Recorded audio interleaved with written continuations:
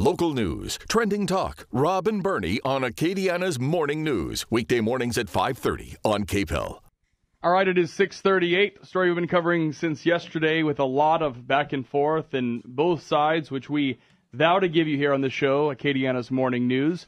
We have Jeffrey Sykes and also Brad Parfait here from the UL Lafayette chapter of Delta Lambda Phi. Good morning, guys. How are you? Good morning. I'm doing well. It's been an interesting 24 hours. I could imagine. Lots of discussion. What are your kind of thoughts? And then we'll sort of get into this event. Want to start, Brad? All right. It was very nice for you having us on the show this morning. Thank you for agreeing to come here. No. Because we appreciate that so that people can hear all the thoughts, all the issues. Yeah, yesterday was our first day of school, so definitely having all this come out with the first day of school was a really big shock to us, and it's been an interesting day. Okay, so let's talk about the event. I think a lot of people see the title, and some people didn't read any further past the title. Let's start there. Did you guys talk to the library, requested it from the library? Did the library come to you? How did it kind of get rolling?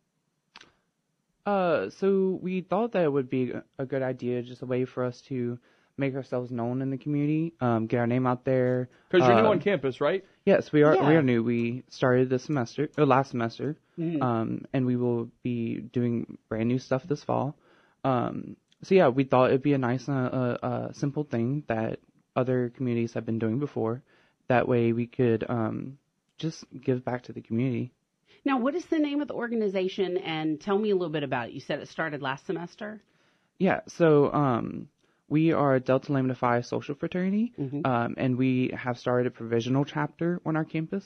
So that means we're just basically proving that our university is at the right time to hold our type of organization, and that we can build a steady foundation for it to last. And yeah, we'll be representing our community. Yep. That's what I see. Basically your community. Yeah. I see on the website. It's just Delta Lambda Phi, traditionally Greek social organization, founded by and decidedly non-traditional group, gay, bisexual, and progressive men. That's who your group is. Mm-hmm. Mm-hmm. Okay.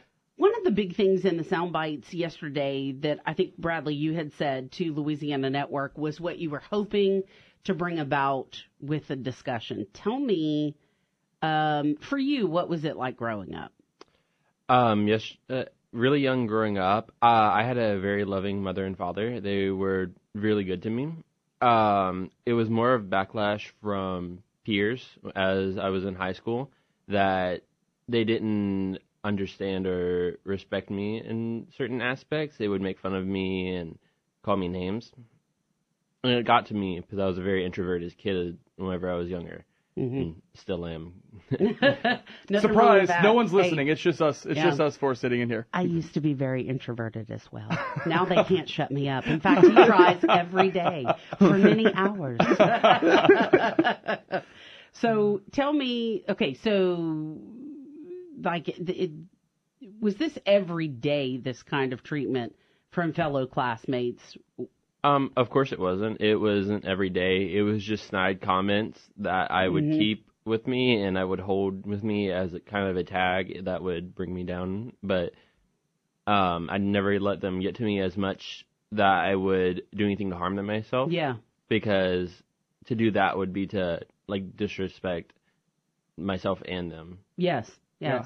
So, Jeffrey, did you have the same kind of experience? What was your experience like? Well, so as far as the community that I was in, I grew up in Holden, which is another small town, and the community wasn't too outwardly aggressive. Distant cousins or other just members of the community would maybe tell me, it's a sin. They would reference Bible scriptures, etc. Things that you commonly hear. My family, they didn't react very well in the beginning. They didn't understand it. Their view of it was just what you would expect from a small town. But they've grown a lot. We've gone a far way, and my mom has come to a drag show before that I had performed in at UL. they have an annual drag show there, put on by Glass. And so, yeah, I'm proud of them.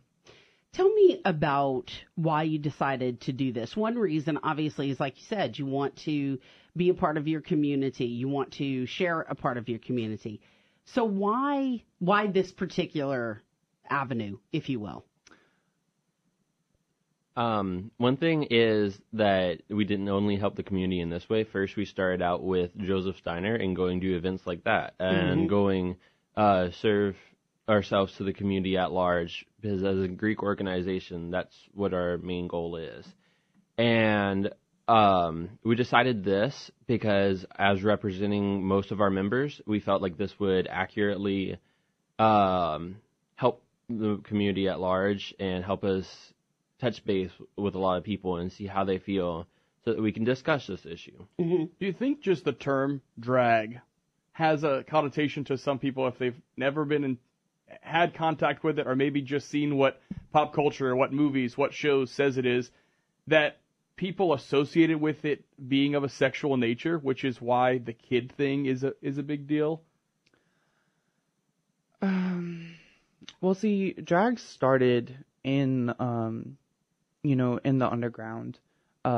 It was in the club scene where that stuff is prevalent. But now, since it is able to be pretty much freely performed out in the public, we're able to do more ordinary, mundane things in drag, and drag means different things to other people, To me, it means sometimes female impersonation, but also sometimes it's just blurring the lines. Sometimes it's literally just me wearing makeup and emphasizing things. But for other people, it's strictly female impersonation. And so it's just a fun thing to do. It's not, necessarily, like I identify as a man, as a cisgender male. And there are many drag queens that also do. There are some drag queens that are trans women.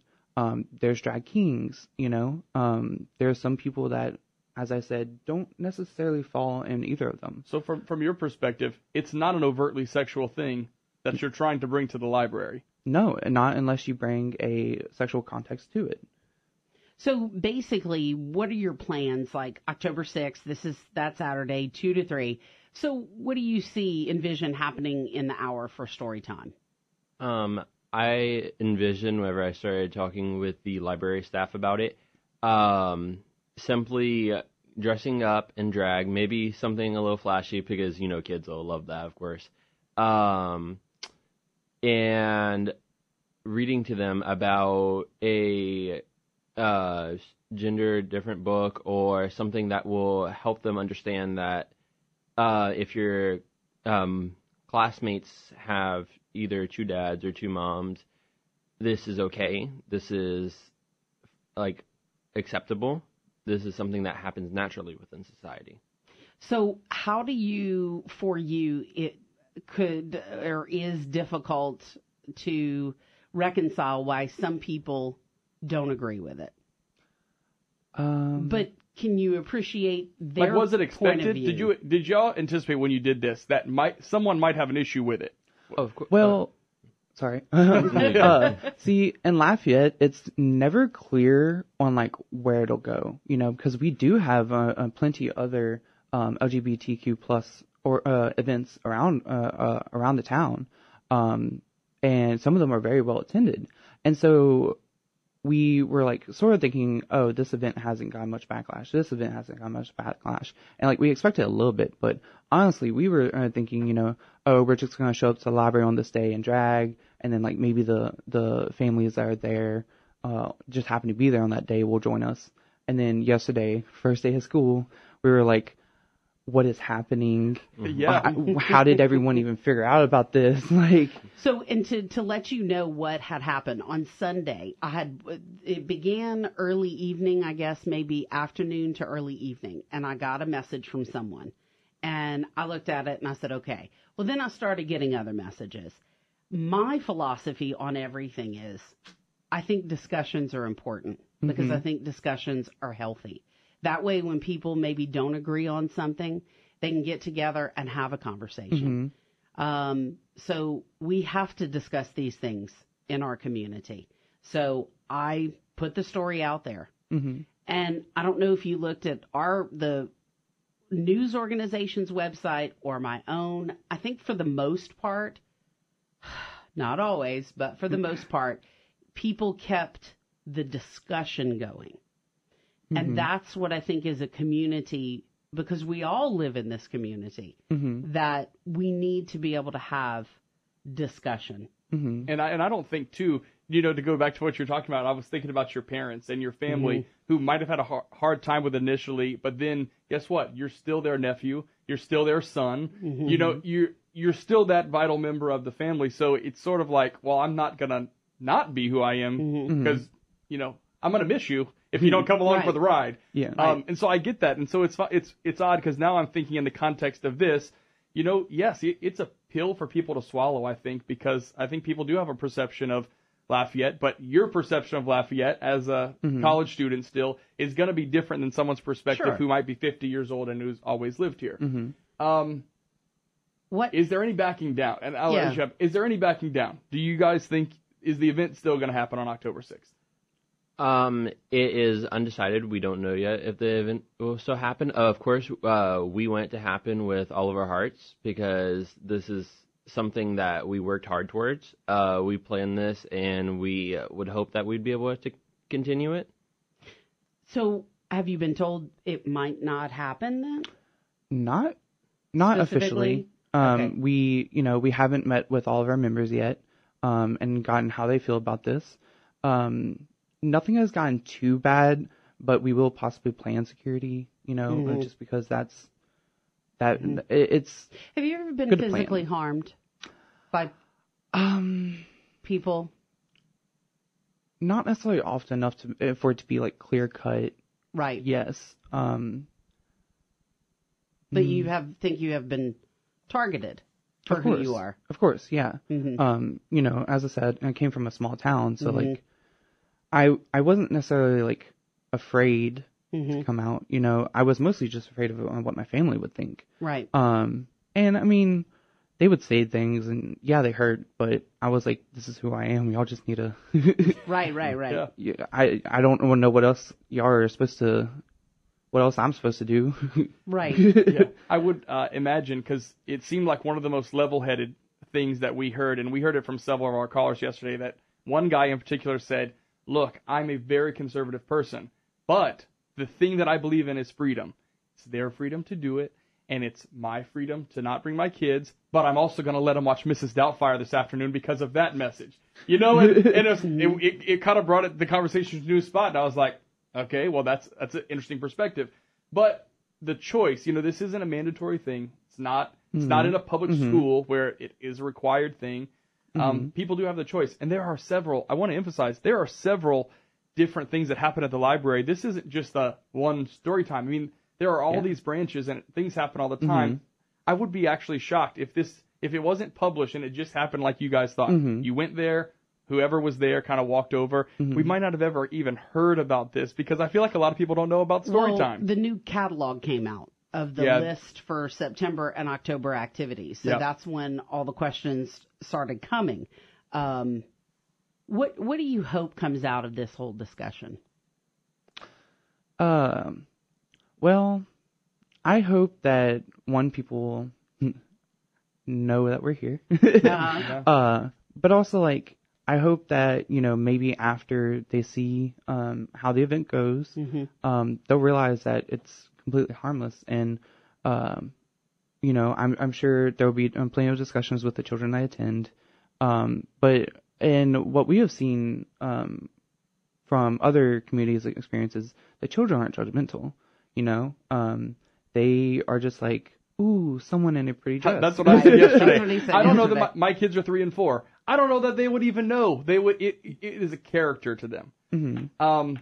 As we wrap up, guys, really, I have to say thank you. Brad, we messaged back and forth yesterday, talked a lot about these questions that people had. This is so important because this is conversation and it's dialogue. And that's the most important part is this is the information we have. This is what people are asking questions about. And you come in and you talk about it. And so I think the dialogue is good for Lafayette because I think there's a lot of conversations that people need to have so that people can learn to respect one another. Because that's the number one thing that I worried about on Sunday is what are people going to say to each other on Facebook, because people, quite frankly, act like animals. And they're mean to each other.